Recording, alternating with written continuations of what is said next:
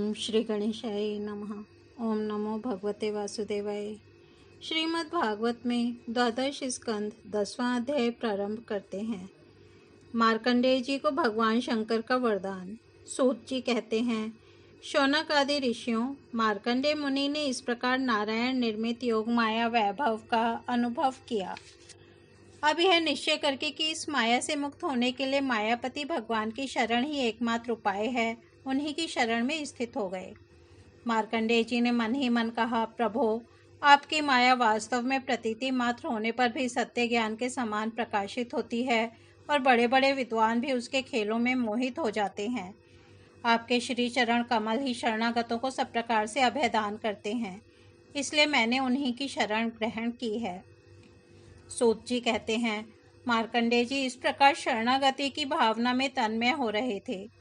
उसी समय भगवान शंकर भगवती पार्वती जी के साथ नंदी पर सवार होकर आकाश मार्ग से विचरण करते हुए उधर आ निकले और मार्कंडेय जी को उसी अवस्था में देखा। उनके साथ बहुत से गण भी थे। जब भगवती पार्वती ने मार्कंडेय मुनि को ध्यान की अवस्था में देखा, तब उनका हृदय वात्सल्य स्नेह से उमड़ आया। उन्होंने शंकर जी से कहा, भगवान, तनिक इस ब्राह्मण की ओर तो देखिए।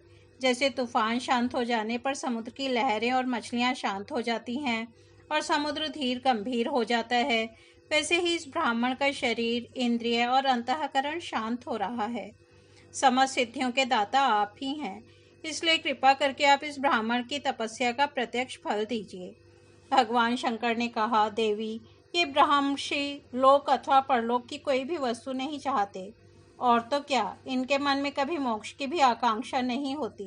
इसका कारण यह है कि घट घटवासी अविनाशी भगवान के चरण कमलों में इन्हें परम भक्ति प्राप्त हो चुकी है। प्रिय, यद्यपि इन्हें हमारी कोई आवश्यकता नहीं है, फिर भी मैं इनके साथ बातचीत करूंगा, क्योंकि ये महात्मा पुरुष हैं। जीव मात्र के लिए सबसे बड़े लाभ की बात यही है कि संत पुरुषों का समागम प्राप्त हो। सूत जी कहते हैं, शौनक जी, भगवान शंकर समस्त विद्याओं के प्रवर्तक और सारे प्राणियों के हृदय में विराजमान अंतर्यामी प्रभु हैं। जगत के जितने भी संत हैं, उनके एकमात्र आश्रय और आदर्श भी वही हैं। भगवती पार्वती से इस प्रकार कहकर भगवान शंकर मार्कंडेय मुनि के पास गए। उस समय मार्कंडेय मुनि की समस्त मनोवृत्तियां भगवत भाव में तन्मय थीं। उन्हें अपने शरीर और जगत का बिल्कुल पता न था, इसलिए उस समय वे यह भी न जान सके कि मेरे सामने सारे विश्व के आत्मा स्वयं भगवान गौरी शंकर पधारे हुए हैं। शौनक जी, सर्वशक्तिमान भगवान कैलाशपति से यह बात छिपी न रही कि मार्कंडेय मुनि इस समय किस अवस्था में हैं। इसलिए जैसे वायु आकाश के स्थान में अनायास ही प्रवेश कर जाती है, वैसे ही वे अपनी योग माया से मार्कंडेय मुनि के हृदय आकाश में प्रवेश कर गए। मार्कंडेय मुनि ने देखा कि उनके हृदय में तो भगवान शंकर के दर्शन हो रहे हैं। शंकर जी के सिर पर बिजली के समान चमकीली पीली पीली जटाएं शोभायमान हो रही हैं। 3 नेत्र हैं और 10 भुजाएं।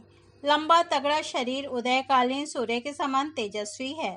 शरीर पर बाघांबर धारण किए हुए हैं और हाथों में शूल, खटवांग, ढाल, रुद्राक्ष माला, डमरू, खप्पर, तलवार और धनुष लिए हैं। मार्कंडेय मुनि अपने हृदय में अकस्मात भगवान शंकर का यह रूप देखकर विस्मित हो गए। यह क्या है? कहाँ से आया? इस प्रकार की वृत्तियों का उदय हो जाने से उन्होंने अपनी समाधि खोल दी। जब उन्होंने आंखें खोली, तब देखा कि तीनों लोकों के एकमात्र गुरु भगवान शंकर, श्री पार्वती जी तथा अपने गणों के साथ पधारे हुए हैं। उन्होंने उनके चरणों में माथा टेककर प्रणाम किया।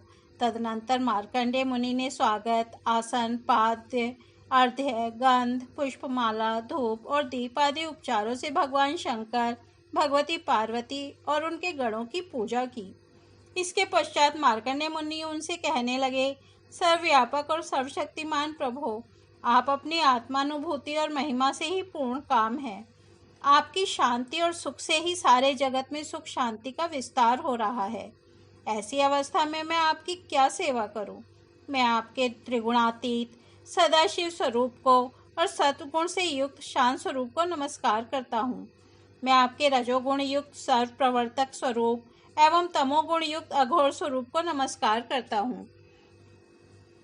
सूत जी कहते हैं, शौनक जी, जब मार्कंडेय मुनि ने संतों के परम आश्रय देवाधिदेव भगवान शंकर की इस प्रकार स्तुति की, तब वे उन पर अत्यंत संतुष्ट हुए और बड़े प्रसन्न चित्त से हंसते हुए कहने लगे। भगवान शंकर ने कहा, मार्कंडेय जी, ब्रह्मा, विष्णु तथा मैं, हम तीनों ही वरदाताओं के स्वामी हैं। हम लोगों का दर्शन कभी व्यर्थ नहीं जाता। हम लोगों से ही मरणशील मनुष्य भी अमृत की प्राप्ति कर लेता है। इसलिए तुम्हारी जो इच्छा हो वही वर मुझसे मांग लो। ब्राह्मण स्वभाव से ही परोपकारी, शांतचित्त एवं अनासक्त होते हैं। वे किसी के साथ वैर भाव नहीं रखते और समदर्शी होने पर भी प्राणियों का कष्ट देखकर उसके निवारण के लिए पूरे हृदय से जुट जाते हैं। उनकी सबसे बड़ी विशेषता तो यह होती है कि वे हमारे अनन्य प्रेमी एवं भक्त होते हैं। सारे लोक और लोकपाल ऐसे ब्राह्मणों की वंदना, पूजा और उपासना किया करते हैं। केवल वे ही क्यों, मैं, भगवान ब्रह्मा तथा स्वयं साक्षात ईश्वर विष्णु भी उनकी सेवा में संलग्न रहते हैं। ऐसे शांत महापुरुष मुझ में, विष्णु भगवान में, ब्रह्मा में, अपने में और सब जीवों में अणु मात्र भी भेद नहीं देखते। सदा सर्वदा सर्वत्र और सर्वथा एक रस आत्मा का ही दर्शन करते हैं। इसलिए हम तुम्हारे जैसे महात्माओं की स्तुति और सेवा करते हैं। मार्कंडेय जी, केवल जल में तीर्थ ही तीर्थ नहीं होते तथा केवल जड़ मूर्तियां ही देवता नहीं होती। सबसे बड़े तीर्थ और देवता तो तुम्हारे जैसे संत हैं, क्योंकि वे तीर्थ और देवता बहुत दिनों में पवित्र करते हैं, परंतु तुम लोग दर्शन मात्र से ही पवित्र कर देते हो। हम लोग तो ब्राह्मणों को ही नमस्कार करते हैं, क्योंकि वे चित्त की एकाग्रता, तपस्या, स्वाध्याय, धारणा, ध्यान और समाधि के द्वारा हमारे वेदमय शरीर को धारण करते हैं। मार्कंडेय जी, बड़े बड़े महापापी और अंत्यज भी तुम्हारे जैसे महापुरुषों के चरित्र, श्रवण और दर्शन से ही शुद्ध हो जाते हैं। फिर वे तुम लोगों के संभाषण और सहवास आदि से शुद्ध हो जाएं, इसमें तो कहना ही क्या है। सूत जी कहते हैं, शौनक आदि ऋषियों, चंद्रभूषण भगवान शंकर की एक एक बात धर्म के गुप्त में रहस्य से परिपूर्ण थी। उसके एक एक अक्षर में अमृत का समुद्र भरा हुआ था। मार्कंडेय मुनि अपने कानों के द्वारा पूरी तन्मयता के साथ उसका पान करते रहे, परंतु उन्हें तृप्ति न हुई। वे चिरकाल तक विष्णु भगवान की माया से भटक चुके थे और बहुत थके हुए भी थे। भगवान शिव की कल्याणी वाणी का अमृत पान करने से उनके सारे कलेश नष्ट हो गए। उन्होंने भगवान शंकर से इस प्रकार कहा। मार्कंडेय जी ने कहा, सचमुच सर्वशक्तिमान भगवान की यह लीला सभी प्राणियों की समझ के परे है। भला देखो तो सही, ये सारे जगत के स्वामी होकर भी अपने अधीन रहने वाले मेरे जैसे जीवों की वंदना और स्तुति करते हैं।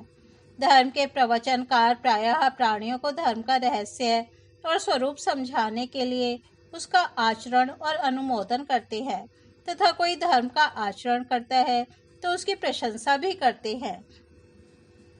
जैसे जादूगर अनेकों खेल दिखलाता है और उन खेलों से उसके प्रभाव में कोई अंतर नहीं पड़ता, वैसे ही आप अपनी स्वजन मोहिनी माया की वृत्तियों को स्वीकार करके किसी की वंदना, स्तुति आदि करते हैं तो केवल इस काम के द्वारा आपकी महिमा में कोई त्रुटि नहीं आती। आपने स्वप्न दृष्टा के समान अपने मन से ही संपूर्ण विश्व की सृष्टि की है और इसमें स्वयं प्रवेश करके कर्ता न होने पर भी कर्म करने वाले गुणों के द्वारा कर्ता के समान प्रतीत होते हैं। भगवान, आप त्रिगुण स्वरूप होने पर भी उनके परे उनकी आत्मा के रूप में स्थित है। आप ही समस्त ज्ञान के मूल, केवल अद्वितीय ब्रह्म स्वरूप है। मैं आपको नमस्कार करता हूँ। अनंत, आपके श्रेष्ठ दर्शन से बढ़कर ऐसी और कौन सी वस्तु है जिसे मैं वरदान के रूप में मांगूं। मनुष्य आपके दर्शन से ही पूर्ण काम और सत्य संकल्प हो जाता है। आप स्वयं तो पूर्ण हैं ही, अपने भक्तों की भी समस्त कामनाओं को पूर्ण करने वाले हैं। इसलिए मैं आपका दर्शन प्राप्त कर लेने पर भी एक बार और मांगता हूँ। वह यह कि भगवान में, उनके शरणागत भक्तों में और आप में मेरी अविचल भक्ति सदा सर्वदा बनी रहे। सूत जी कहते हैं, शौनक जी, जब मार्कंडेय मुनि ने सुमधुर वाणी से इस प्रकार भगवान शंकर की स्तुति और पूजा की, तब उन्होंने भगवती पार्वती की प्रसाद प्रेरणा से यह बात कही। महर्षि, तुम्हारी सारी कामनाएं पूर्ण हो। इंद्रियातीत परमात्मा में तुम्हारी अनन्य भक्ति सदा सर्वदा बनी रहे। कल्प पर्यंत तुम्हारा पवित्र यश फैले और तुम अजर एवं अमर हो जाओ। ब्राह्मण, तुम्हारा भ्रम तेज तो सर्वदा अक्षुण्ण रहेगा ही। तुम्हें भूत, भविष्य और वर्तमान के समस्त विशेष ज्ञानों का एक अधिष्ठान रूप ज्ञान और वैराग्य युक्त स्वरूप स्थिति की प्राप्ति हो जाए। तुम्हें पुराण का आचार्यत्व भी प्राप्त हो।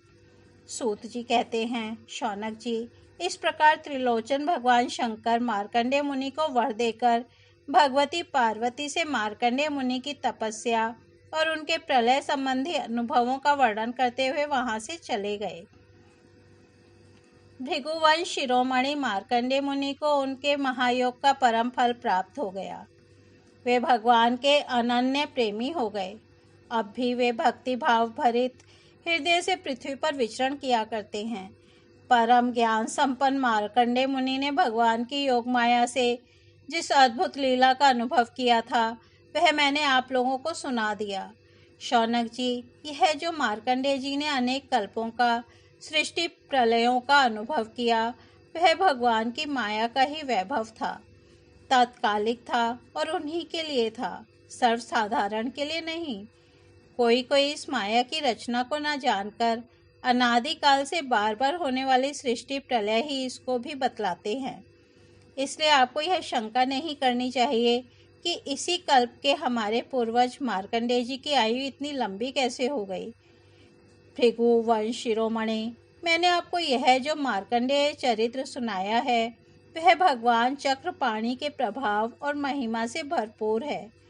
जो इसका श्रवण एवं कीर्तन करते हैं, वे दोनों ही कर्म वासनाओं के कारण प्राप्त होने वाले आवागमन के चक्कर से सर्वदा के लिए छूट जाते हैं। इस तरह से श्रीमद् भागवत में 12वां स्कंद 10वां अध्याय समाप्त होता है। कल हम 11वां अध्याय भगवान के अंग, उपांग और आयुधों का रहस्य तथा विभिन्न सूर्य गणों का वर्णन सुनेंगे। तब तक हम यहीं विराम देते हैं। हरि ओम तत्सत।